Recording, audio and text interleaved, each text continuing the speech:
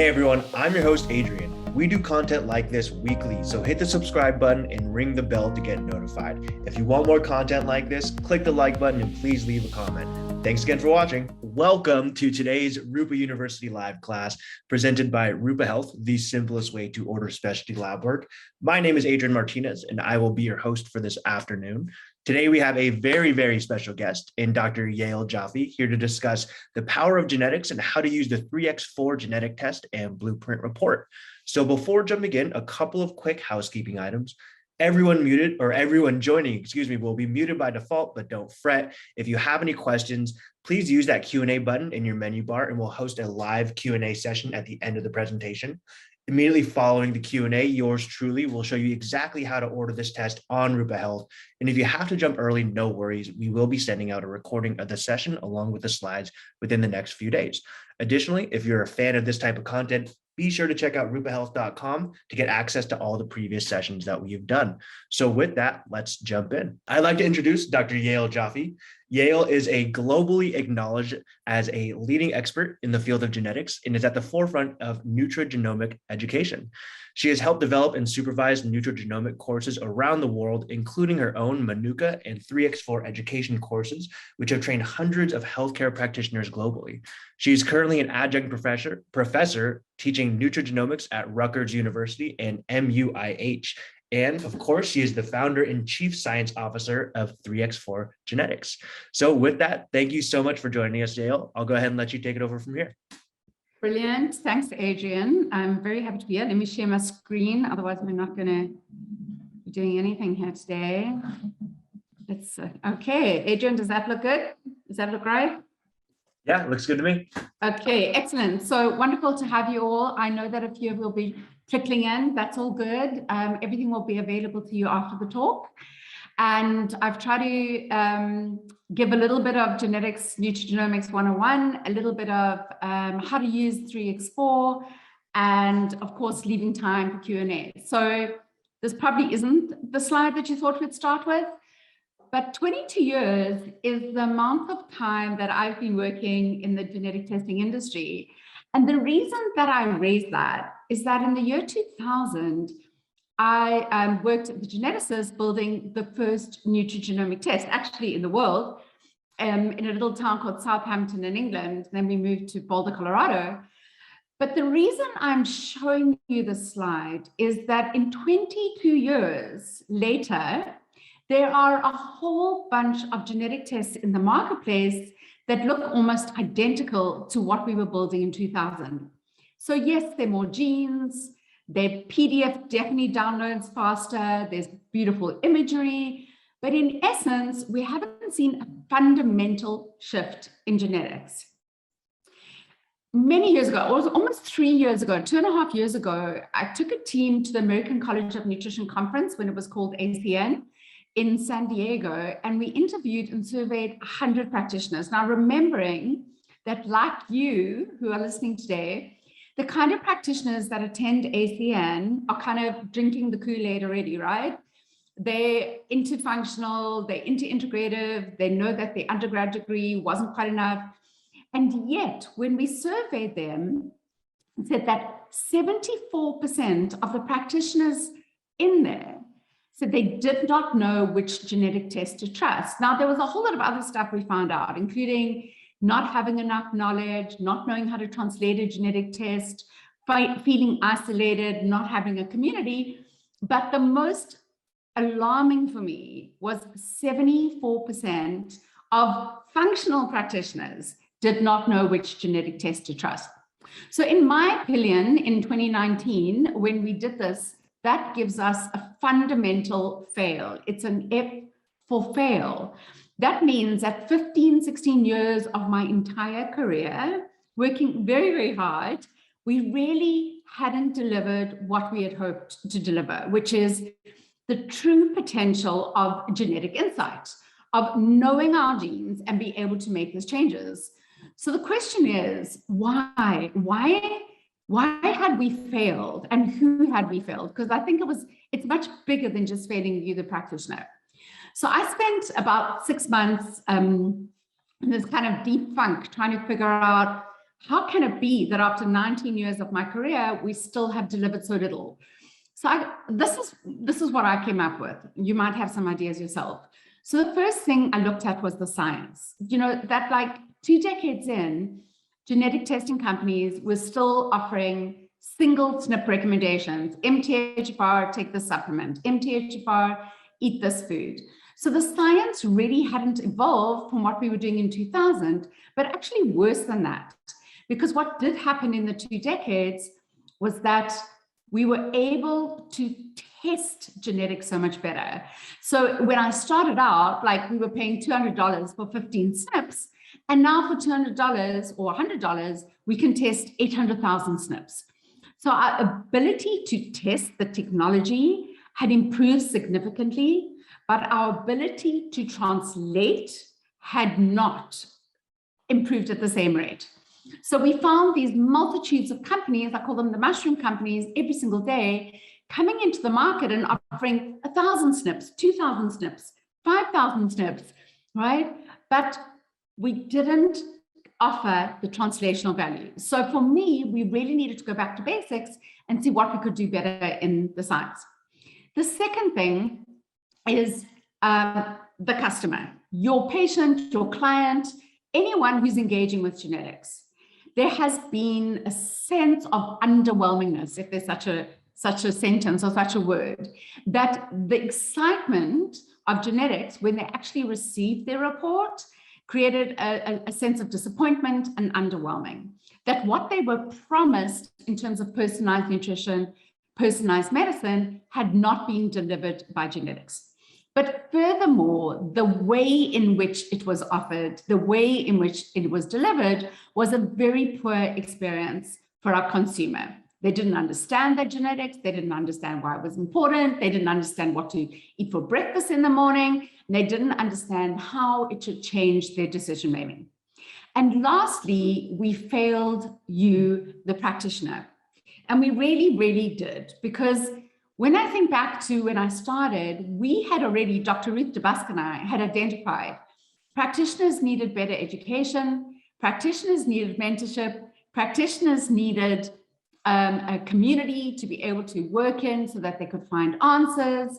And yet there we were in like 2016, 2017, and we're still not teaching nutrigenomics in undergraduate curriculum or genomics. We're still not training practitioners how to integrate genetics into clinical practice. We're still not offering a community. And so for me, this is really what drove 3X4 Genetics, actually. So when I was going through this whole journey of great disillusionment and thinking like my whole career has been a waste of time, I've achieved nothing, I was like, I had a clinic, a nutrigenomics clinic with some functional nutritionists, dietitians, and functional MDs, and we were seeing patients, but the test we were using was so bad that we were like crossing out. It was actually one of my older tests that I'd built. We're crossing out with a black pen and kind of going, you know, we got to do better than this. So I kind of was at that turning point. It was like, should I carry on with this nutrigenomics thing? Should I like just go back to my original career or find a new one? Or should I step in and try build something better? And the thing is, it couldn't just be better on a science level. It had to be better on all levels. And I'm going to talk about that a lot. I'm going to talk about a lot of these, and I see there's some questions coming through, so just hang in there. We have a lot to talk about. Before I talk about why 3X4 is different and how 3X4 answers the kind of concerns that I've just raised, I want to make sure that we all kind of singing off the same song sheet, that we all have the right terminology and understanding of what this is that we're talking about. So this is a bit of a game. It's called Know the Difference. Some of you might be very comfortable with this and others and maybe not. So the first thing is understanding the difference between epigenetics versus genetics. Now, the word epigenetics is being thrown around a huge amount. I have been called an epigenetic counselor. We're getting epigenetic courses. So I just wanted to make sure that we're all very clear on the difference between epigenetics and genetics. So let's start with genetics. Genetics, in essence, is what defines the difference between us. And when I say the difference, I mean, why do I respond to the world around me in a different way than you do? In the food I eat, in the way I exercise, in the way I recover from exercise, the supplements I take, how I respond to stress, how I respond to trauma. It basically is about responsiveness, and that responsiveness lives in our genetic code. So whenever we see the word genetics, it's about a sequence code. Now remember, we've got this amazing alphabet. It's only got 4 letters, A, C, T, G, but basically these 4 letters do what the 26 letters of English do. They define who we are. They write the story of who we are in the world. And this is how they do it. So if you take our chromosomes and unravel them and lay them out and read them, you are going to get literally just GCA, AGA, something like that. Every 3, now these letters, I call them genetic letters. You can call them the proper word, which is a nucleotide. You can call them an allele, but I like genetic letter.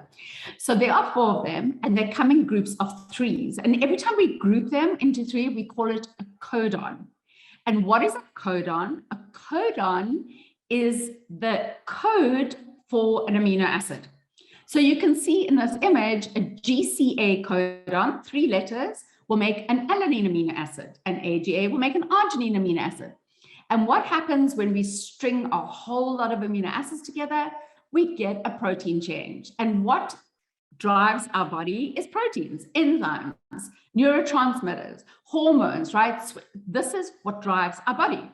So our genetic code is making amino acids, which is making proteins, which is making enzymes, hormones, et cetera, which is driving our body.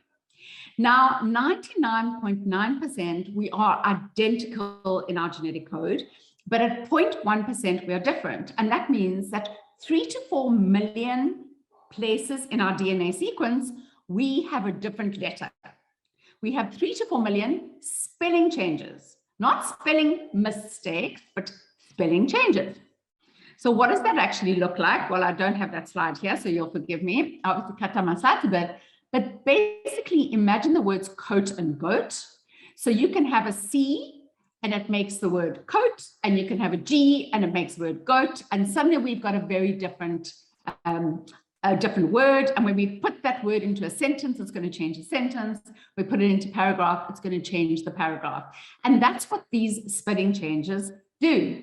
Now, what is another word for a spelling change? It's a SNP, single nucleotide polymorphism. One place of a nucleotide that has changed. We also call them gene variants. We call them genetic variants. And you'll see there's some other words that are used, which I talk about at another talk I give, where other people might use the word mutation or defect. You will not hear me using that word, because spelling changes are around evolutionary biology, right? They're there for a reason. So we evolved our genome, our blueprint, in response to our environment over thousands of years. And then suddenly we bought McDonald's and processed foods and high fructose corn syrup. And we had this disconnect, this clash between our ancestral genome and our modern food environment. That means that a SNP isn't intrinsically bad or negative. It just might be mismatched to the environment that we're living in. So I ask you very much, do not bring value judgments, do not judge. There's no, like, remember the days of good and bad nutrition, it's a good food or bad food. Do not bring judgment to SNPs, bring insight to SNPs. Right. Now let's talk about epigenetics. So epi means above genetics. That means whenever we see the word epigenetics, it's not about the sequence code. It's not about spelling changes. It's not about GCTs. What it is about is switching on and switching off genes. Because what happens is all our genes, somewhere between 20 to 25,000, believe it or not, we still don't know, are lying dormant, all wrapped up beautifully in our chromosomes, all wrapped up very, very tiny. Then some kind of environmental stimulus, food nutrient, phytonutrient, smoke particle, radioactive, whatever it is, will have an impact on our body that will cause a gene to unravel itself, open, and then it can be switched on. And this is the process of methylation. And we call this epigenetics. When a gene is either opened up and switched on to make a protein. So when we say it's switched on, it opens up the code so we can make those codons, make those amino acids, make the protein, and send the protein out into the world in our body. When we switch off a gene, we go the opposite way, right? We wind it up again and stick it back in the chromosome so that it's not producing the enzyme or the protein. And the things that will do that are all the elements of our world that will drive epigenetic impact. So everyone knows that the food we eat, the nutrients, the phytonutrients will switch on and switch off genes, but have a look at this. Like social interaction, connection, exercise, pharmaceutical drugs, the mood that we're in, of course, our microbiome, toxins we're exposed to, all the beautiful things we do in complementary medicine, meditation, massage, infrared saunas, even the seasons will change the way that genes express. So remember, genetic code, genetics is our code, epigenetics is the impact of our world on changing the way our genes express themselves. Now let's bring it down to another level, nutrigenetics and nutrigenomics. And I include this now because it is very important for 3x4. So maybe not the best slide, but let's just put everything we know together. We just talked about genetics, the genes, and we talked about epigenetics, which is the environment. So when we use the word nutrigenetics, we're talking about gene variants or SNPs or spelling changes that because of their inherent spelling change, changes the way we respond to the world around us. So we're going in the direction of a gene variant impacts our environment because of the spelling change. When I use the word nutrigenomics, I'm going the other direction, right? Something in our environment is changing the way our genes express themselves. And that is the relationship between nutrigenetics and nutrigenomics. And there are many, many people who will not use those terms accurately. That's okay, but as long as you understand them here. This terminology you may not have encountered, but it's important for a good reason. We use the scientific kind of idea of high and low penetrance, but actually you could say high and low impact. Penetrance means how much does this gene change impact my phenotype? How much does this gene change penetrate my phenotype? And we get what we call high and low penetrance gene variants. So we're still talking about nutrigenetics or genetics, spelling changes, but we're talking about high and low. The other way we could look at this is medical genetics versus lifestyle genetics. So high penetrance means, and that's what the picture is, that the genetic spelling change has such a high impact on the phenotype that the diet and the lifestyle and the decisions we make in our epigenetic environment have less, not no influence, but less of environment. In low penetrance, the gene variant will have a lower impact on our phenotype, but the diet and the lifestyle choices we make will have a significant impact. Now, the reason I bring this up is because the world of medical genetics, which is the BRCA gene, the familial hypercholesterolemia gene, sickle cell anemia, is very much in the high penetrance medical genetics space. And there are some fantastic companies that do this. Invita is one of them. These gene variants are much more rare. They're not found commonly and they have a high impact. And 3x4 genetics does not work in this space. It's a different area. You usually need a genetic counselor, an MD, the FDA. We work in low penetrance, where a gene variant by itself doesn't cause a disease, but interacts with the world around us. Okay, know the difference. What is the difference between a practitioner-based genetic test and a direct-to-consumer test?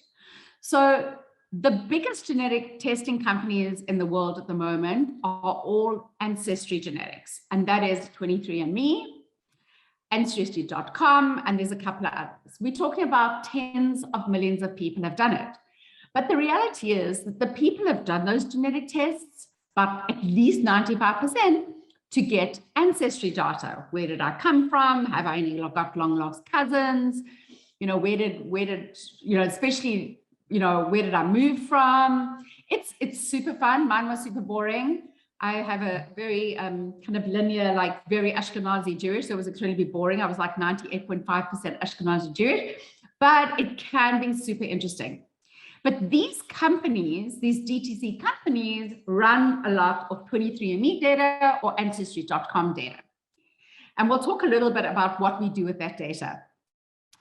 And then there are a bunch of companies, we're one of them, where we love working with practitioners. And the reason we love working with practitioners is because genetics does not exist in isolation and cannot be translated or interpreted out of the context of knowing who your patient is. So genetics is great and insightful and exciting and amazing, but it's still one piece of who your patient is. So we mustn't make the mistake of before, 20 years ago, where we didn't look at any genetics and we only looked at phenotype, and kind of flipping to only looking at genetics and not looking at phenotype. So the most important thing is that you understand who your patient is, the medical history, their social, psychosocial, their biomarkers, why they came to you, what are they looking for? And then you take genetics and you build it into your integrated assessment and then offer a treatment plan. DTC companies at the moment are not able to do that. They have no idea who the patient is. So what happens is they are selling data without the personalization that you're able to offer. And this is what often happens. So there are many companies where you can upload 23andMe data and it'll generate a report. And there are some very comprehensive ones like Opus 23 and kind of some more like low-level ones like Genetic Genie and Prometheus. A lot of them, mtrfr.net, were born out of the methylation drama. I give a whole talk just about how MTHFR undermined the world of genetics and set us back about a decade. But they focused a lot on methylation, a lot of detox, but really there are a lot of issues around using only 23andMe data. The alternative is you do a swab like we do. It gets into a lab. We have our own customized chip. And there's two issues in this. And again, we don't have time to go into the detail, but in essence, the way 23andMe tests their data, because they want the lowest possible price to be able to offer you a test for $79.99 or whatever it may be that month, is different from the way we test. And the other thing is that we want to make sure this is a clinical grade genetic test. So we actually test every step 3 times to make sure we get the same result for everyone. And things like ApoE and 23andMe, they'll test one of the gene variants. ApoE's actually got 2, and they will impute, or I won't say guess, because that's a little bit more scientific like that, what the other SNP will be to be able to give a 23andMe answer. So we don't use 23andMe data. We have our own customized chip because we want to make sure we've got the most important clinical genes in there, which are actually, many of them are missing from 23andMe data and Ancestry.com. Okay, I'm going to take a breath here. I see there's some chats coming through. I'm going to leave everyone else to have a look at them. And I'm going to move into the second part, which is, now that you've got this amazing terminology, you totally understand what's happening in genetics. I want to talk about what makes 3x4 different, because, you know, I started off by saying we've got a major fail out there. The industry is a mess. We haven't delivered on genetics. Practitioners have had a horrible time. I talk about the burden of time that actually, for many practitioners, genetics has actually been a burden because they spend 3 hours trying to translate the report, and they're like 3 hours trying to explain it to the patient, and they get paid for a single hour. So that is not how genetics should be. So when I started 3x4, I wanted to not only build a better report, a better test, but I really wanted to do everything better. And this is what I want to talk to you about. So what does that mean? So 3x4 is built on 4 different pillars that all get equal attention and love in the company. The first one is the report. That is the science that drives the report, as well as the experience of the report. The second is education. The third is mentorship. And the fourth is community, right? So let's talk about like the elephant in the room. If I was so unhappy with the science, what have we done differently to create science that you and we can trust? Well, there were 2 fundamental things that I needed to change. And this was like a huge epiphany for me that took 15 years of being in the industry to kind of figure out. And one of the biggest problems, which I did mention, is that pretty much every single genetic testing company bases their recommendations on the idea of a single SNP. And I'm going to use the word SNP, single gene variant. If you remember, in the low penetrance gene variants, I said that a single SNP by itself isn't that powerful, but the diet and the lifestyle plays a significant role. So one of the problems is that we have been making recommendations for supplements and diet and exercise on these single low impact SNPs. Now, during my journey of trying to understand how I could do things better, I kept on coming across some amazing scientific papers around the concept of the polygenic risk score. And the polygenic risk score is essentially, instead of making a recommendation on a single SNP, you group together a whole bunch of genes that are working in a similar area, and you make an interpretation or translation based on that. And in the literature, what I was seeing was some fantastic articles that were showing that you could build polygenic risk scores on diabetes, on obesity, on cardiovascular disease, on blood pressure, on arthritis. And if you group together a whole lot of genes that work together and you scored them, you added them up, you would be able to define who was more susceptible to getting diabetes and who less. And there were a large number of these papers. So what I realized was that the methodology of polygenic risk scores was solid and sound.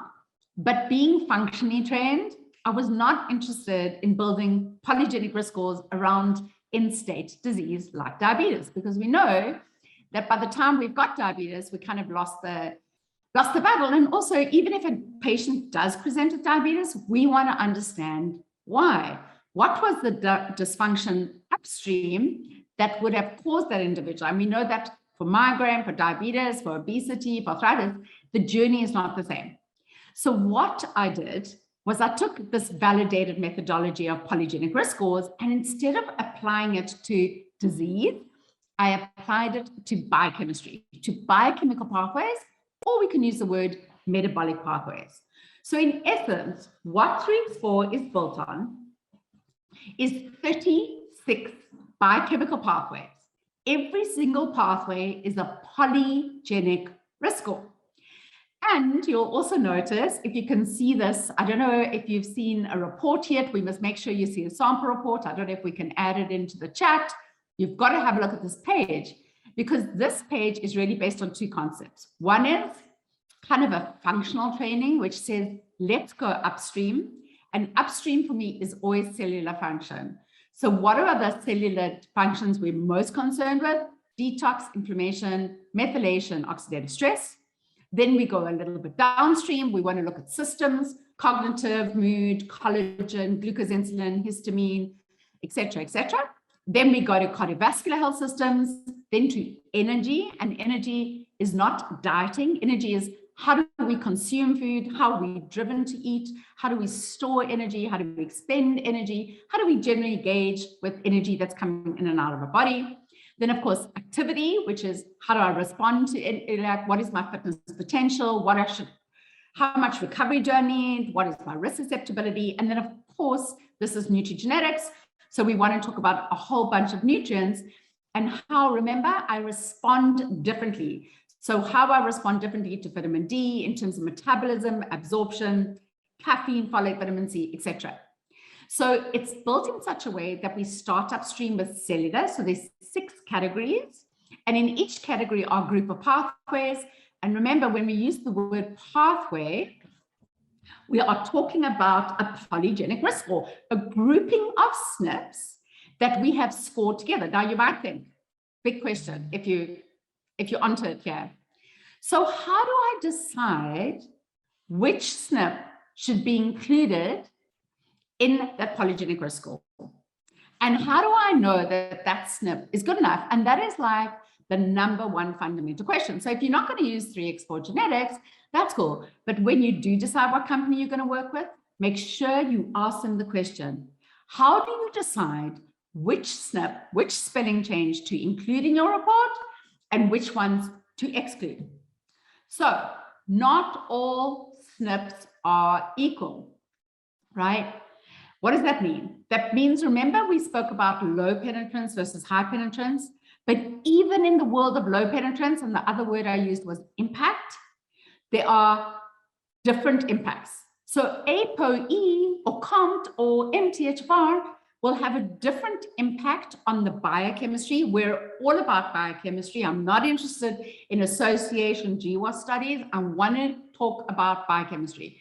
So we know that certain SNPs will change enzyme activity or hormone function or neurotransmitter function or dopamine or whatever in a certain way more than other SNPs.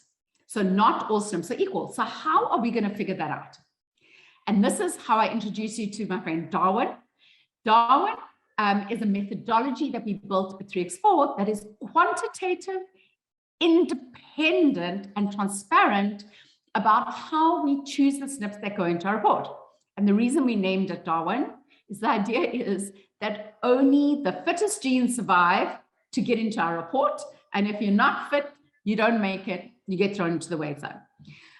So what did we build Darwin on? Two different concepts: scientific validity, which is the science good enough? Clinical utility, is it clinically useful? Now, you may have worked with many genetic tests, and I'm sure that most of them would have done a lot of work around scientific validity. Is the science good enough? And we'll talk about that. Are there enough articles? Was the result duplicated? Was it statistically significant? Was it in vivo? Was it in vitro? What population size did they use? All the questions that you have been trained to understand. But the thing that is so important that is often missing is clinical utility. Is it clinically useful? Can I use it with a patient? What's in it for them? Will it make a difference? So we have 8 criteria, 4 on scientific validity, 4 on clinical utility, and every SNP that is relevant to the pathway gets scored for Darwin. So you will get a gene like COMT with a GA variant, a GA spelling change, and we will score Darwin for COMT in methylation, in mood, in cognitive, in hormone. So SNPs act differently depending on the pathway that they're in. And so you will see the SNPs in multiple pathways, but the impact will be different depending on what the pathway is. So there are 8 criteria, and we don't have time today for me to go through all 8, but I'm going to give you just a little snippet. Okay. The first is biochemical impact, and I've actually mentioned this. Traditionally, in the last, when I started out in this career, the way that I would assess whether a SNP was scientifically valid was if I found it in a research study. And most of the research studies are association studies. So it will go something like this. We tested to see if MTHFR677CT is associated with cardiovascular disease and high homocysteine. And they would definitely find associations, and they would do meta-analysis, and that would all be great. But that's not what I'm after. What I'm after is, does MTHFR change something in the biochemistry that would ultimately impact my pathways, whether my pathway is folate, methylation, cardiovascular, vascular health, but does it change the biochemistry? Because we know that MTHFR will result in lower enzyme activity. We know that a CT will lower in, you'll have like 70% function of the enzyme, and a TT you'll have 40% function of the enzyme, more or less, giving averages. So I'm interested in biochemical impact. That's the winner. That's just an example of scientific validity, and there are 3 others. On the other flip side, in terms of clinical utility? Is it clinically useful? I ask the question, is this going to impact phenotype in some way? And is there an intervention I can offer? Because if I'm just giving data to my patients, then I am selling expensive data. No matter what, no matter how cheap that product is, it's expensive data because it has no intervention. So is there something I can do that can impact the pathway, impact upstream, and kind of change the trajectory? And there are a bunch of others, right? I'm not giving you the full info. We have all of this information. We have lots of other training, but today it's really just a few touch points. And this is number 8, my absolute favorite of all 8 criteria. And I'm sure you figured out that I'm not recommending the dietary guidelines for America, but actually the contrary. You have to ask yourself the question, will the inclusion of this genetic information help me make a better and different decision than if I didn't have this information? Because if it doesn't change your treatment plan or your decision-making or your processing around what intervention is best for your patient, you might as well use the dietary guidelines for America. So does it actually impact your decision-making? And if I had to only choose one out of all of the 8, this would be the one. So let's talk about, I'm watching the time because I want to make sure we have time for questions. Let's talk about clinical translation. We didn't just build better science. We wanted to make sure that you, the practitioner, and your clients could engage with it in a better way. We don't want it to be another Quest or LabCorp report where you're the big expert and you're talking about genetics, but your client walks away and feels very disempowered. And what we're ultimately trying to do is to change behavior. So we want engagement from your client. So we used 2 different methods. And this is because one of our partners was a gamification company. And what we did was we built the report based on color, the language of color, as well as visual compensations. So the language of color, everything is color coded. And it's not the traffic light of red, orange, green that you used to. We talk about purple as having the highest impact. So when we teach you how to use the report, and we have a lot of teaching around it, the idea is follow the purple, because if you see purple, you see impact. So even if you're not a nutrigenomics expert and you don't want to be a nutrigenomics expert, you don't want to spend those thousands of hours upskilling yourself, you can still use this report because all you have to do to find the impact is to find the purple. And you will see that every single thing in this report is color coded. So you literally have to just look for the purple. And the other thing you'll see is we built infographics. Remember, there were 6 categories: cellular systems, cardiovascular systems, energy, activity, and nutrients. For each of these, there is a conversation or a story. So we talk about storytelling, we talk about capturing a conversation, that you can now capture the imagination of your clients on what is the relevance of the area, but also what is the relevance of their genetic changes, their spelling changes. So there are 6 different infographics. Every infographic is different for every patient. So the images change for your patient depending on their genetic results. So patient A and patient B will have different images, different visual compensations. And you can see that the color is there. So immediately you can say, I'm following the purple. I can see methylation is very high, inflammation, oxidative stress, and mycelia. But the image changes as well. So now you can have a conversation showing your patient what we mean by methylation, what we mean by inflammation and macrophages infiltrating the cell membrane. And we will teach you those stories because patients engage with stories, they take them home, they remember them, and they're more likely to change their behavior when they feel like A, it's their story because it's personalized, it's genetics, and B, they remember the story. So this is the last one, where we talk about nutrients and what the foods on the plate will change depending on the genetic results. So ultimately, what I've been talking about this whole time up until now is the concept of insight into action. Insight is nutrigenetics or genetics. It's sequence change, it's spelling changes, it's A's and G's. Remember, it's the 1.1% of why I respond differently. I want to understand my patient. It's an insight product. Action is the treatment plan that you now will build to help your patient. And when we talk about action, we focus on nutrigenomics, on genomics, on epigenetics, which is how do we get the body to switch on genes or switch off genes that are ultimately going to heal the body so that we are not filling in holes with nutrition, but are really enabling our body to heal itself. I'm saying if we're not giving the kind of information that our patient knows what to have for breakfast, we have not served them well. So there are multiple ways that we do them. One of them is when you sign up as a 3x4 practitioner, and we're going to give you access to this clinical guide in the last slide. So hang in there. You will get access to what we call the clinical guide. The clinical guide is the Google of nutrigenomics. It's fully searchable. You can type in a gene, you can type in a SNP, you can type in a pathway, you can type in a food, you can type in a functional test, and you will get a whole lot of information. This is the example. For all 146 genetic results, you'll get the background, the RS number, which is the impact, how it looks, the background.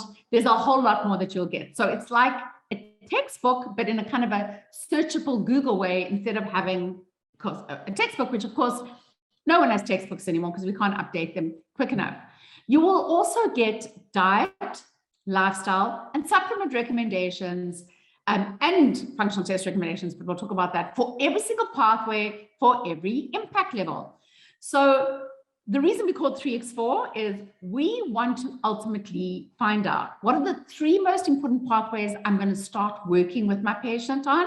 Doesn't mean we're not going to do other pathways, but where is that purple? Where are the 3 most important places to start? And in those pathways, what are the 3 most important diet changes I can make for my patient? The 3 most important lifestyle or behavioral changes, and the 3 most important supplements or around that. And it doesn't have to be 3, it could be 4, it could be 5.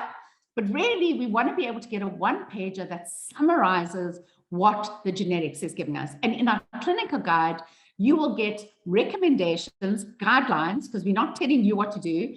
You're the expert on diet, lifestyle, and supplements for every pathway at every impact level. And you'll see there's a little question mark next to it, which will basically tell you why we chose that recommendation.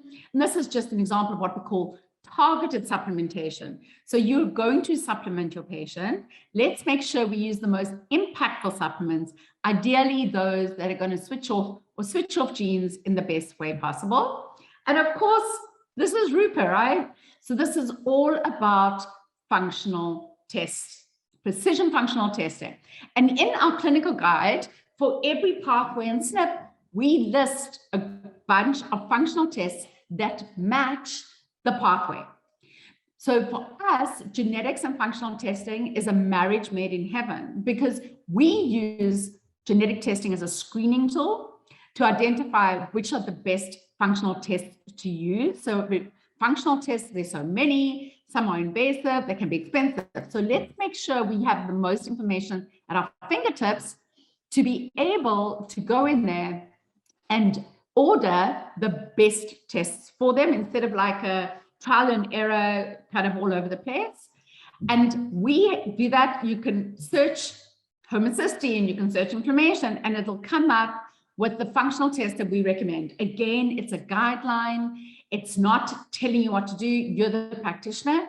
But this is why the partnership and relationship with Rupa is so wonderful, because we are actually linking it. And in fact, we're doing an amazing expert series at the moment in our community, which I'll talk about just now. It's a 5-part series every Friday of April, where we're teaching how to marry genetic testing and 3x4 with functional test pairing. And in fact, I believe Dr. Carrie Jones is one of our guests. She, I think, is in the 3rd week or the 4th week. This week, we're going to be doing organic acids. Last week, we did kind of a general one, where we are a strong advocate that you use genetic testing as a screening tool to decrease your trial and error, both in precision functional testing, but also in targeted supplementation. We also, in the clinical guide, you'll see the images, so you can get a sense of how the image will change depending on what it is. And you can see, you can search a pathway like appetite, satiety, and food intake, and you'll see all the genes there, and you can actually click through the genes and be able to go down. We also have a full educational platform from CEU accredited Foundations in Nutrigenomics, which is a 2 to 3 month non-branded, non-3x4 course, lots of CEU points for that, where really you want to start upskilling yourself and become quite expert in this field. But we also have multiple levels. We have blueprint certification, which is really about how to use the test. And then we have multiple touch points. We have fundamental modules, we have 5-minute mini lessons, and we have many, many, many events, which I'll talk about just now. This is the foundations course. But one thing we did differently is we also built a lot of mentorship. So we love education, and we want to teach you, and we want to give you the theory, and we want you to know the terminology. But what we discovered is that what's the most important is when you're sitting with a patient, you need to know how to integrate that genetic test into everything else you know about the patient. And that's what we call mentorship. So Annalise Smith and Nikki Ron head up our mentorship team. And basically, we have multiple ways you can engage. So we'll talk a little bit about a special offer we're offering Rupa at the moment, where you can get unlimited mentorship for 3 months. But we have one-on-one mentorship. We have group mentorship. We have dedicated clinic mentorship. We have the power half hour, which is every single week for half an hour, you can send in a question and it gets answered in that half hour. It can be a case study. It can be a clinical question. We have the gene team, which is a 1-monthly deep dive. We had one last week with Dr. Param Dedia on sleep and genetics. It was absolutely brilliant. All of these go back a long time. They are all recorded, but we'll talk a little bit about community of how you access those recordings. So we have multiple events. I do a lot of webinars. We have gene teams. We have power half hours. We have our expert series. And all these events are a form of education and mentorship. And we're always trying to bring you something that you can watch or listen while you're driving kids to school, or while you're exercising, or while you're making dinner. But what we did about 4 months ago, I think it's 4 months now, is we put everything that I've spoken about into one platform. And this is called our 3x4 community. It is actually an app that you can download on your phone. You can use it on an iPad, you can use it on a computer, you can use it on all of those. And living inside our community is essentially education, mentorship, events, Q&A, multidisciplinary engagement between practitioners, advice. We've got multiple groups, we've got special topics, we've got podcasts. It's all happening in there, and it's been quite extraordinary. It's probably been the most successful thing I've done in my career, or the thing that I'm most proud of. And we've got an amazing team running it.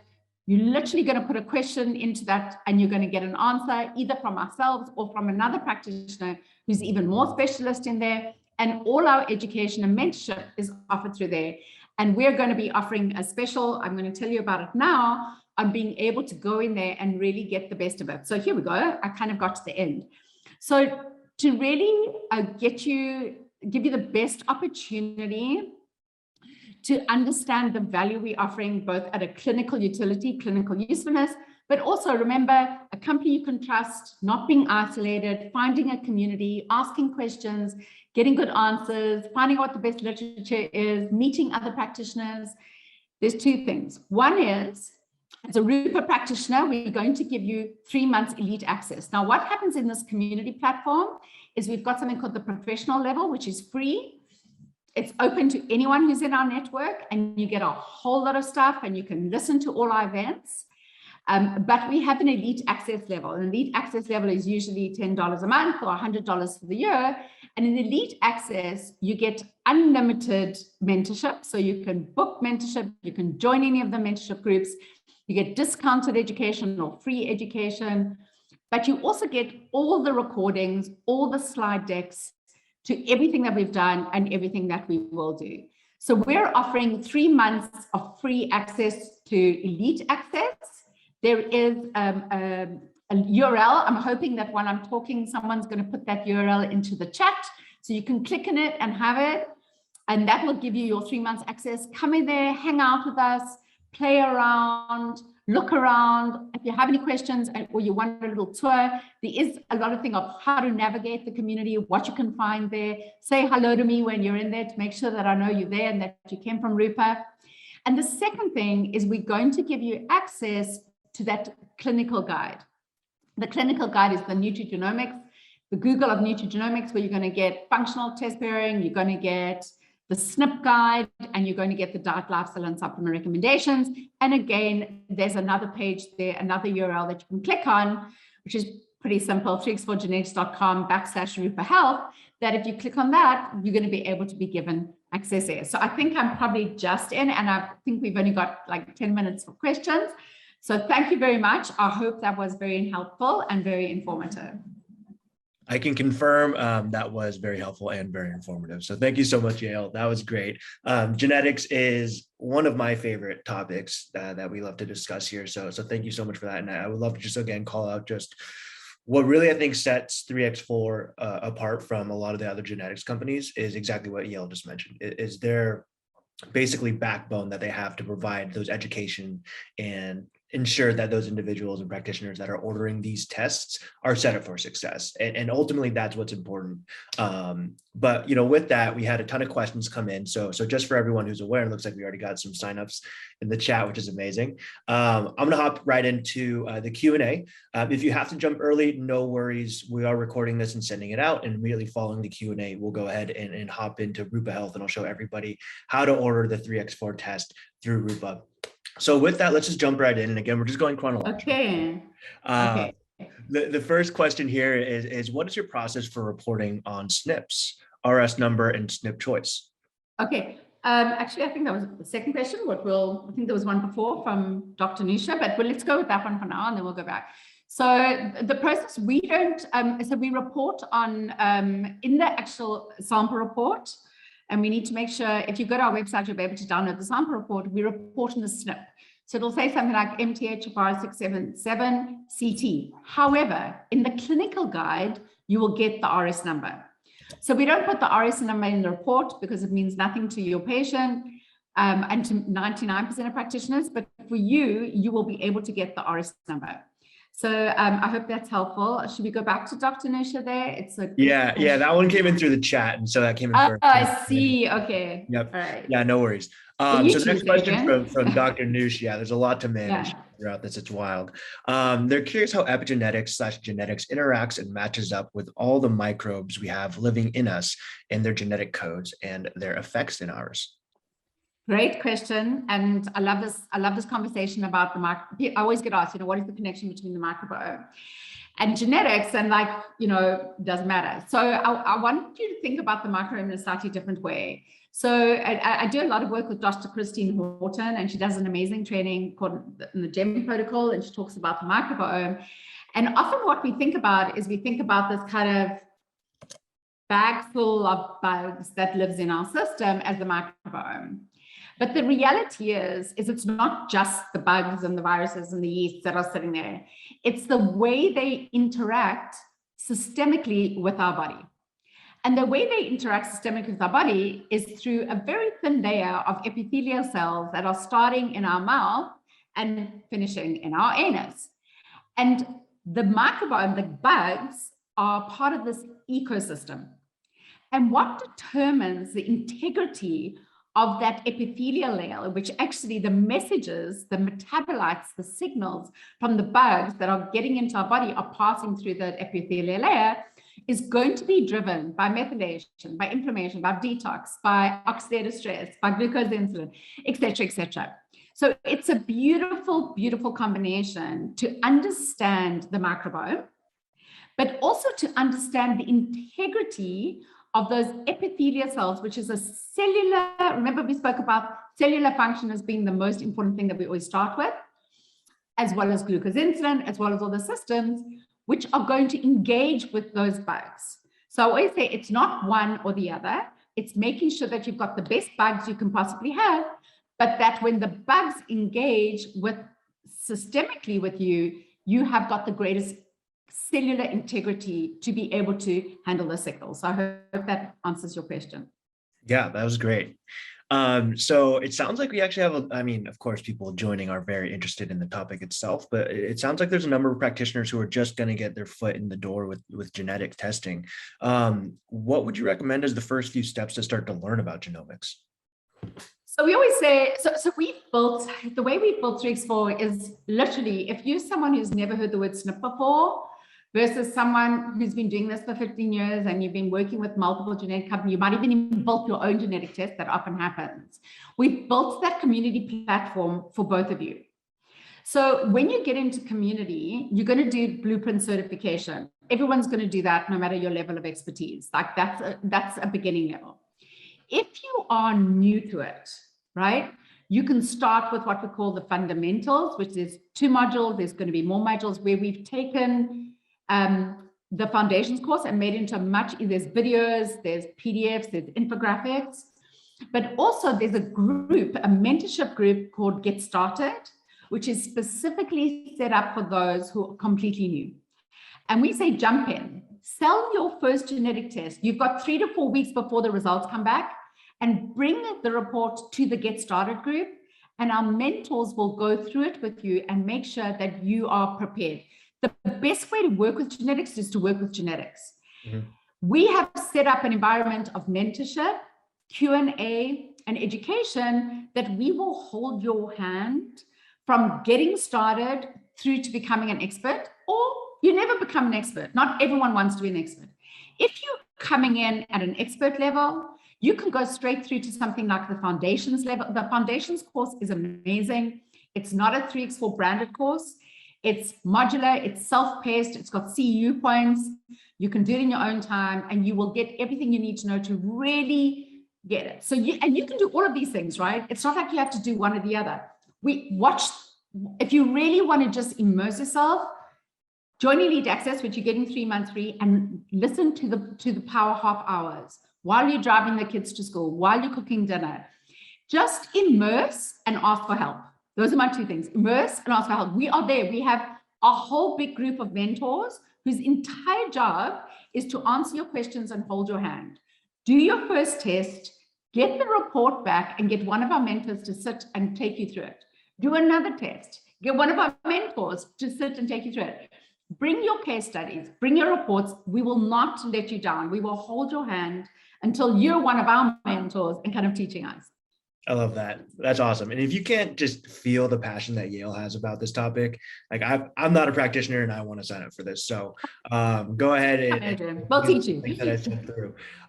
So the next question, are some supplements called nucleotide?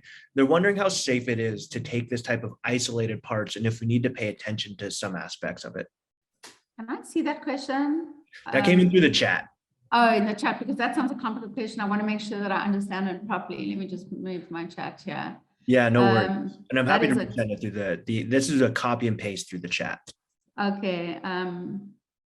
You want to, are some supplements, I don't understand the question. I'm wondering how safe it is to take this kind of isolated parts and if we need to pay attention. Sorry, Simona, I actually don't understand your question. No, it's okay. Simona, if you want to reach out to us offline, happy to message information and we can help with that. Yeah, and I don't want to give a wrong answer just because 100%. I don't understand the question. So maybe just write to me and yael@genetics.com and I will try and answer that for you. Okay, perfect. Next one. No worries. Next question. This one is just more so, and I think we can cover this one just generally. Where can practitioners access in terms of just geography this test? Is it available worldwide, and is it covered by insurance, which is of course a complicated question. Yeah, so sadly at the moment it's only available in the USA and South Africa. We're working on Canada. I hope you will get that sorted soon, but at the moment it's really USA and South Africa. It's not anywhere else worldwide. Ultimately will be, but we really want to make sure that we're offering the best possible experience in the USA before we branch out. So I did see the one about the UK. I would love to be in the UK, and we will absolutely notify you when we're there. But we really are just trying to be very targeted and very focused. And the other thing is, it is not covered by insurance. It is entirely cash pay. We really are about like creating value, and we unfortunately are not going down trying to negotiate with health insurance companies at the moment. Yeah, and that's a complicated road for any practitioner who's had Absolutely. experience with insurance. We are at the hour, so I do want to make everybody aware. If you do have to jump, no worries. Again, we'll record this and send it out. Yale, how much time do you have? Do you have to jump as well? I'm good. I'm good. Okay. I can carry on if anyone else wants to stay. Perfect. Yeah. Well, for those of you who are able to stick around, we'd love for you to keep joining us. We do have a few more questions coming in the chat. And then again, we'll follow up. But if you do have to jump, we appreciate you so much for joining us, and you'll get a recording of this along with the Q&A that you had to exit for. So I think this is a really important question as well. So the next one that I have is, what type of patient is this best for? And what that's a great question. In a clinic? Yeah, so that's a really good question. And I would say, so the way we understand and our patients is they really are, it falls into like 4 groups. So the first group I call kind of the optimal health, kind of worried, well, like I just want to have the best diet, the most personal diet. I want it to be about me. I'm already doing a whole lot of things well, but I want to fine tune it and make sure that I'm preventing disease and just killing it. That's group 1. Group 2, sports athletes, right? I'm training. I want to recover well. I want to do the best exercise. I've got like 4 hours a week to train in. How do I maximize my 4 hours where I'm working my greatest potential, preventing injuries and recovering as best as I can? So, and what would my goals be? So that is like very much around sport and athletes. The third category is weight, always, because genetics is just so important. At least half of the conversation around weight is genetics. And I give a whole webinar just on the genetics of weight. It's my absolute favorite webinar, because we really, as a dietitian in my first degree, like we totally didn't understand why people respond differently. Why do we gain weight differently? Why do we lose weight differently? Why do we eat differently? Why do we consume differently? So weight is huge in this. And then the 4th group, which is a significant group, is chronic disease. So it's going to be everything from autoimmune, migraine, it's going to be kind of pre-cancer, during cancer, post-cancer. It's going to be all the complicated ones, right? Where it's like, I've tried this and found answers. So how do we get to root cause analysis? How do we find out what's going on? How do we really help patients? So a lot of our practitioners are working in kind of a functional medicine, functional nutrition space, trying to help patients get to health. And it's extremely helpful in terms of that kind of root cause analysis. Perfect. The next question we have here is there a category that goes deep into autophagy and estrogen metabolization? There is a pathway on estrogen metabolism. It's called, it's in the hormone pathway. Not so much autophagy, but definitely estrogen. And you'll see it as one of our pathways. And in fact, we've done some great gene teams and webinars on hormones we've spoken to Carrie Jones, Dr. Carrie Jones, we've spoken to Dr. Sarah Gottfried, Dr. Miles Spar, who does men's hormones. So there's a lot that we've done around hormones that you'll be able to, and in fact, I think we have even more coming up. So awesome. Last few questions here. Do the patients see the recommendations or just the practitioners? And and we then choose which ones to give the patients or present to the patient? Okay, good question. So at the moment, the way it works is we only give recommendations in the report for the top 3 pathways that are identified as having the highest impact. Remember, follow the purple. The rest of the diet, lifestyle, and supplement live in the clinical guide. At the moment, you can't change what is in the report. Remember that you're getting the report, not your patient. You're doing a consult with your patient, and then you're sharing the report with them afterwards. The way we recommend it is you see the report, you do an assessment of your patient, and you come up with your own diet, lifestyle, and supplement recommendations that are using what we've given you, if they make sense and they feel comfortable to you, but they are not meant to simply be handed over. So they see some diet, lifestyle, and supplement recommendations, but you ultimately are going to drive what those are. Perfect. And I think these next 2 kind of tie together a little bit, and we've definitely kind of answered these a little bit, but is there a course to get more training in this space before offering to clients? Absolutely. So reach out, multiple courses, right? Mm-hmm. Blueprint certification, you can either listen to it. So I've done like a 75-minute lecture talk which gives you certification. and you get to answer a quiz, and then you're certified, which will give you what's in the report, what's page 1, how do I use it. It's a great place to start. Then there's the fundamentals course. And then if you really, really want to become immersed in nutrigenomics, the foundations in nutrigenomics course is excellent. And that's the one with CEU credits. It's with the Nutrition Academy, as well as the American Nutrition Association. And I think IFNA as well, IFN Academy, they all got points. But what I suggest is you reach out to Candace at 3x4.io. She heads up our education, and she will figure out an education plan for you, what to do first, second, third, fourth. Candace at 3x4, or reach out to me, or reach out to network at 3x4genetics.com, and any one of us can help you make that decision and set up a call with you to help you kind of put together an education plan. But definitely start off with the blueprint certification. Yeah, that's amazing. And again, right, the resources that 3x4 is able to provide will give you any level of expertise that you're looking to get on this, which I think is so great. How long is the elite access good for? So the practitioner may be busy now, but wants to sign up at a later date. How good is the elite access available for? I don't know that answer. I'm guessing it's available now for 3 months.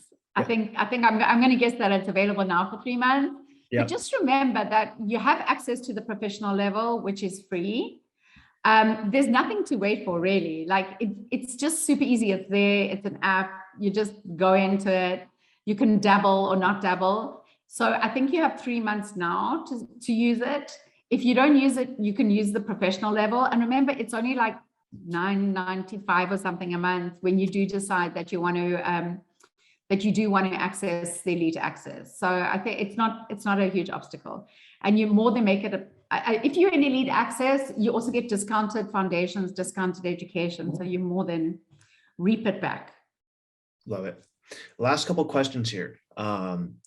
So they have one of your reports through one of their patients. How can they know the gene reported is homogeneous or wild type, example AA? Yeah, it's in there. So if you look at the report and you go to the gene results page, where you'll see the actual genes, the SNP, it's in colors, so dark purple, purple, blue, etc. I can show you. That's always fun. Then that page, happy to show you a page. That page has all the genetic results, and it'll give you the actual results. So if it's, hold on, give me 1 second. For those who have been patient enough to stay on board, I'm going to just quickly show them this page. Problem.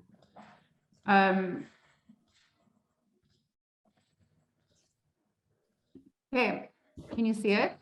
So this is a gene summary page, and there are 2 pages to it. So there'll be a gene summary there. Remember that everything's color coded. So follow the purple, the darker purple, very high impact. So you can see the gene there. You can see in the gray is the actual SNP, what we call the spelling change. And then over here is the result. So you can see if it's an AA, a GG. So if it's homozygous, it's obviously AA, GG, CC, TT. And if it's heterozygous, it's going to look something like CT, TA, CG, GA. So that's pretty much self-explanatory. And there's your pathway results page that we spoke about. And then there's your images. And then if you want to know what genes are in the pathways, if you go to the back of the report, you will see these things, which will actually tell you which genes. Remember the polygenic risk scores, the grouping of SNPs by pathway, which genes are included for each pathway. And you'll see here inflammation. It's dark purple, so it's telling you inflammation is a high impact pathway, but it's also giving you all the SNPs that we tested and which SNPs are impacting that inflammation, which ones are driving it to purple, and every SNP is color coded as well. So you can see here immediately interleukin-1, interleukin-6, CRP, HA1, ApoE are driving that inflammatory score. So I hope that's helpful. That was very helpful. So last question that we got in here, just for the sake of time here. Unfortunately, we're not going to be able to get to every question because we still have a ton coming in through the chat. But we have a practitioner who's logged into the community app. They love it, ton of energy, information. But can you provide just a quick case study to demonstrate the clinical utility to make a difference in a patient outcome? I I mean, it is in all our training, but here we go. Give me 1 second. All right. I love a quick Spark Notes version. I love this. I love this when you keep me on my toes. Give me 1 I second. know that is quite the final question, and then we'll end. That is. I've never had that done to me, but yeah, I can do this. Give me 1 second. All right. I'm going to just get it up, and then I'm going to share my screen again. This is perfect. Got to be prepared for everything. Share. Slideshow. Yep. Hey, there we go. The story of Fatima. This is Fatima, right? She's 57 years old, married with 4 children. I'm going to do it very quickly. You'll excuse me for doing it quickly, but you asked a question, and she was diagnosed with Parkinson's. And she came to us basically looking for supplements for her Parkinson's, but quite a strong medical history of fatigue, depression, anxiety, bloating, so obviously constipation, some gut dysbiosis, high cholesterol, and she's definitely overweight. Limited exercise, very high stressful job, and her job, she owns a company that manufactures industrial uniforms, so high toxin exposure. And a family history of blood pressure, stroke, cardiovascular disease, as well as dementia. Pay attention to that, right? So I always like this game, right? Before you do a genetic test and you've assessed your patient, what did you get from it? Well, we know she's got Parkinson's. We know she's looking to support her health concerns. And she's motivated, and she's got chronic disease in the family, particularly around cardiovascular and some dementia. So now we go and we do a 3x4 genetic report. And remember, we're always going to start. This is her results, looking upstream at cellular, and then we're going to go down to systems. We're always going to look, where is the purple? Looking for the purple, and we can immediately see there's a little bit of purple here. Okay, so this is cellular. We can see methylation and detoxification. Detoxification is going to be really important because remember, she's got a high toxin exposure in her environment and her work. We've got methylation. Remember Parkinson's, so we want to make sure that our methylation is really. Here's our systems. A couple of things came up. So hormones, we've got memory and brain health. That's around dementia, Alzheimer's, memory loss, cognitive function. Remember, I think it was a mom or dad who had dementia. And there is also came up in purple. So I'm talking about the purple, mood and behavior. One of the things that came up, if you can follow, I'm speaking so quickly, was around anxiety, depression that came up in that initial slide. Cardiovascular, we know there's a family history of cardiovascular. It came up very clearly in the genetic report. We know she's got high cholesterol, but if we didn't know she had high cholesterol, we're going to test it because it came up as a purple pathway, the susceptibility to have high cholesterol. Remember, this is not an absolute test. It's not a biomarker test. It's an insight test. And also vascular health came up. Vascular health is the integrity of that blood vessel wall, right? It came up as dark purple. So if we didn't know there was a family history of cardiovascular disease, high blood pressure, etc., and we saw this, we would want to investigate. Energy, this is around her eating. She definitely has a propensity to overeat, to snack, and her environment, her family have a lot of family meals with a lot of food. It's a very big social environment, a lot of stews and fried foods and sweets. She actually has amazing potential athletically. She's got a potential for both power and endurance, which is quite extraordinary actually, and she recovers very well. So it wasn't the main driver, but it was interesting. And then a couple of things came up in her nutrients, vitamin B12. Now, interesting here, remember, methylation came up. She's got Parkinson's, and we're also seeing choline, folate, and vitamin B12 all in purple.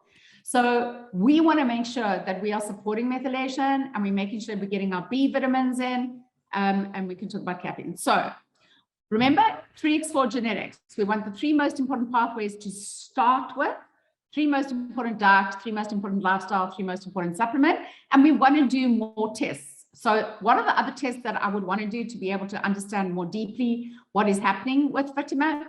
I want to look at methylation, urinary organic acids, and hormone balance. Now, that's just me. You could choose something else. You might be a very different practitioner and probably know a lot more than me, but I want to identify precision functional testing. I'm going to start off with detox, methylation, and memory and brain health as my 3 pathways to start with. It doesn't mean I'm not going to address all the other pathways, but we don't want to overwhelm Fatima. We want to have like an 80-20 rule. Like 20% of intervention is going to have 80% impact. So where do we think that's going to be? We've come up with 3 dietary changes to start with. We want to have foods that are going to support liver detoxification, some quality proteins, and then we're going to look at neuroinflammation and how do we reduce that. Lifestyle recommendations, we really need to get her exercising and moving. We need to increase her dopamine levels on many levels. Remember anxiety, depression, it was coming through. We want to decrease her toxin exposure, both in her work environment and home environment. And we want to find another way for her to manage stress. And we want some supplements that are going to help us do this. So basically we worked with Fatima for, I think it was 6 months that we started seeing like really significant improvements. Pretty much her Parkinson's related symptoms have improved so much that they're not really an issue for her anymore. She's lost weight, she's exercising. She had like one of these infinity swimming pools put into her home. We've sorted out the gut dysbiosis. She's now cycling on a bicycle. I mean, she was barely walking before. And she is extremely, extremely positive about managing and being empowered to manage and not being defined by her Parkinson's symptoms. So, what is the summary? Well, set realistic goals and expectations, get to the root cause, which is essentially what we did here, and not the symptoms, which is what she was being treated for before. And basically what we said, like personalized treatment leads to personalized results. How was that, Adrian, for off the cuff? Okay. That was beyond expectation. So thank you so much. And we actually had everybody stayed on for that. So that was awesome. And we have a lot of case studies, Adrian. We have, once you get into community, we have a whole section that is just case studies where you can immerse yourself in case studies. We love case studies. But, I think for me too, just, as somebody who's not a practitioner, just being able to see those case studies and how it's broken down and the results, it's just cool. I think it's very cool. So, with that, Yale, thank you so much again for your time this afternoon. Are there any final thoughts that you want the attendees and everybody to know? Oh, I think don't just, jump in, come and find us in the community. I see there's other questions coming through. Ask the question in community. We're a bunch there waiting to hear from you.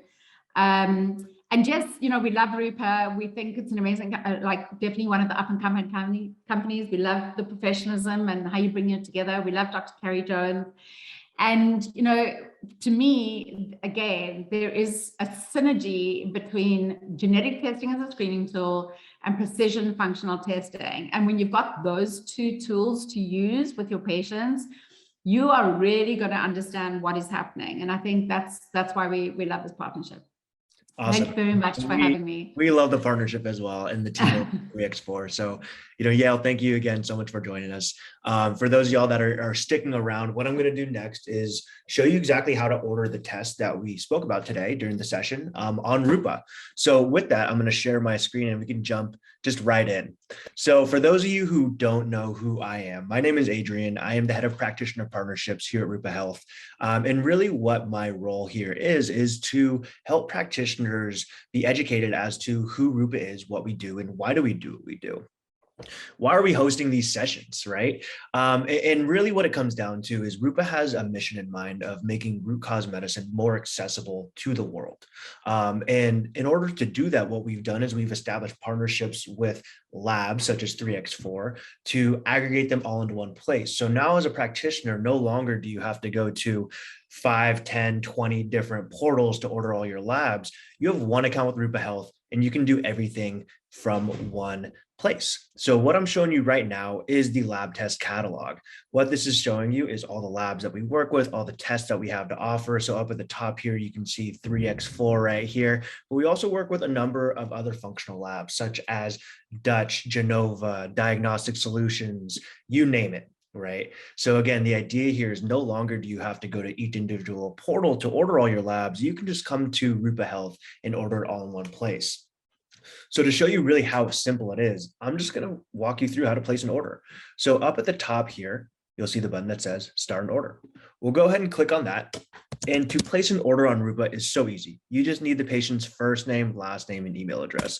And we collect everything else necessary from the patient. So one, it makes things more streamlined for you and your team, right? You're not going to have to enter all the patient's demographic information or shipping information, all that. We collect that from the patient, as well as ensures the patient's information is accurate, in case they move addresses, in case they change phone numbers, all that, right? So this is the order screen within Rupa Health. Up at the top here, you'll see that we can create custom bundles. So a bundle can be a set of tests, a set of blood panels, whatever you want it to be from a combination of any one of the labs that we work with. Below that, you'll see all your favorites tests. So a favorites test is just an individual test that you commonly order. You can put a little heart next to it, and that way it appears at the top of your order screen. One click, you don't have to search through a whole catalog of 3,000 tests, and I have that 3x4 genetic test and blueprint report right in my cart. Once it's added to my cart, it is as simple as clicking send to patient.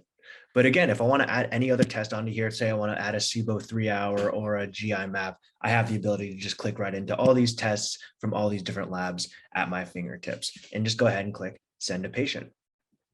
Breaking down how our pricing works is it's simple. We offer the lowest possible practitioner prices. So the same prices that you would get having an account directly with any of the labs are the same prices that we offer here at Rupa.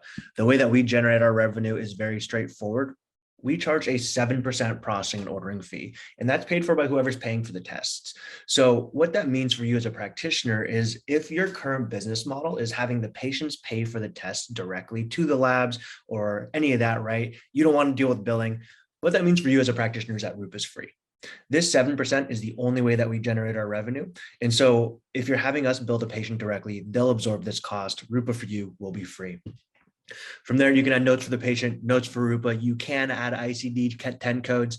As we mentioned previously, the 3x4 isn't covered by insurance, but maybe you're working with another test that can potentially, be reimbursed by insurance. You do have the opportunity to add ICD-10 codes, and we'll go ahead and walk the patient through how to submit that super bill. But if nothing else, it's as simple as clicking send to patient.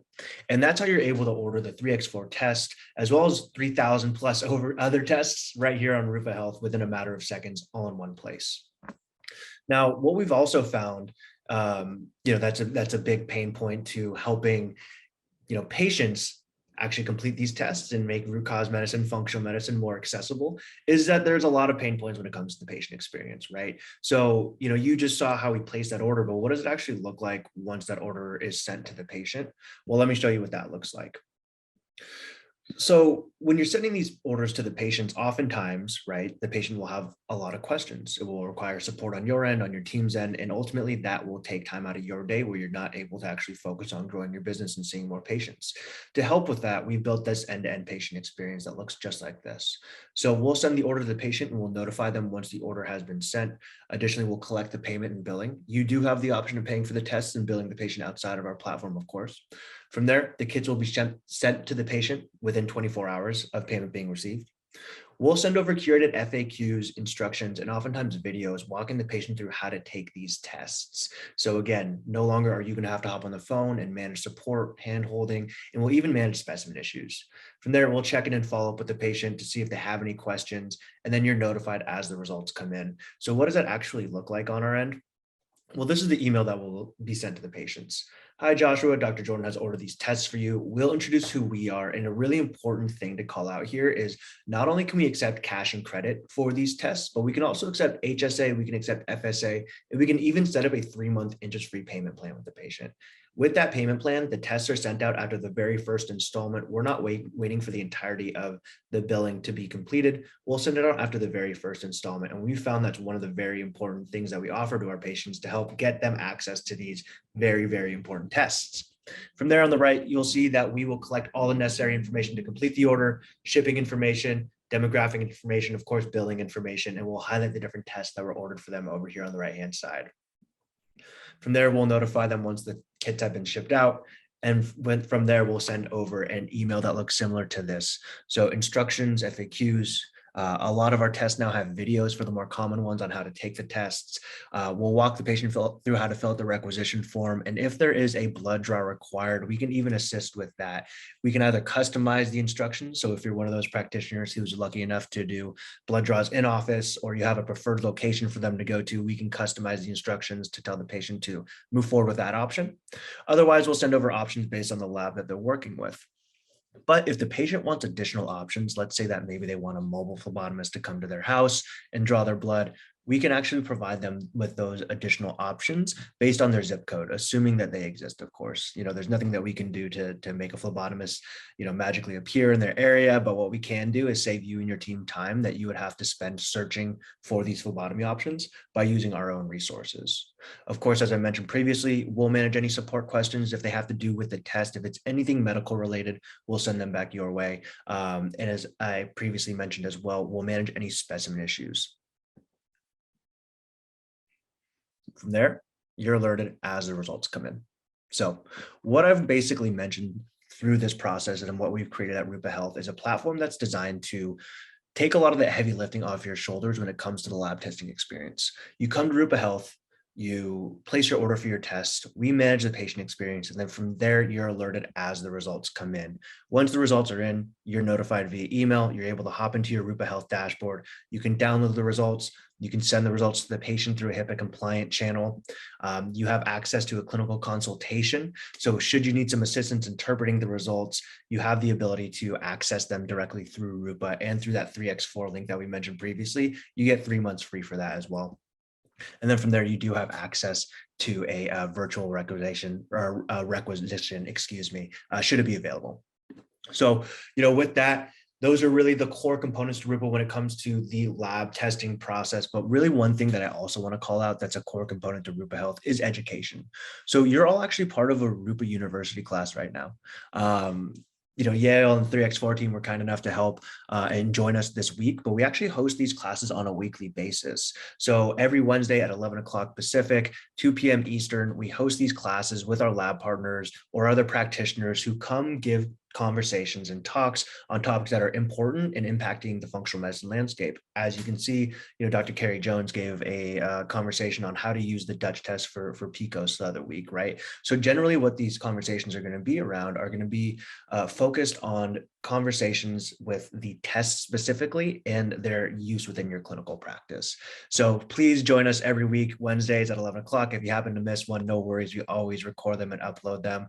Check out our podcast, also hosted by Dr. Carrie Jones. We have articles that we write, all that is available for you on the Rupa Health platform. So with that, thank you so much for joining us. Again, my name is Adrian Martinez. I'm the head of practitioner partnerships here at Rupa Health. Should you have any questions, feel free to reach out to me. This is my contact information. I'd be more than happy to schedule a call to chat about Rupa and how we can work within your clinical practice. I'll reach out to you later this afternoon as well. Just thanking you for your time this afternoon. And if you happen to want a recording of this, no worries. We will be sending that out within the next few days. But again, hope you enjoy the rest of your Wednesday. And thanks so much for joining us today.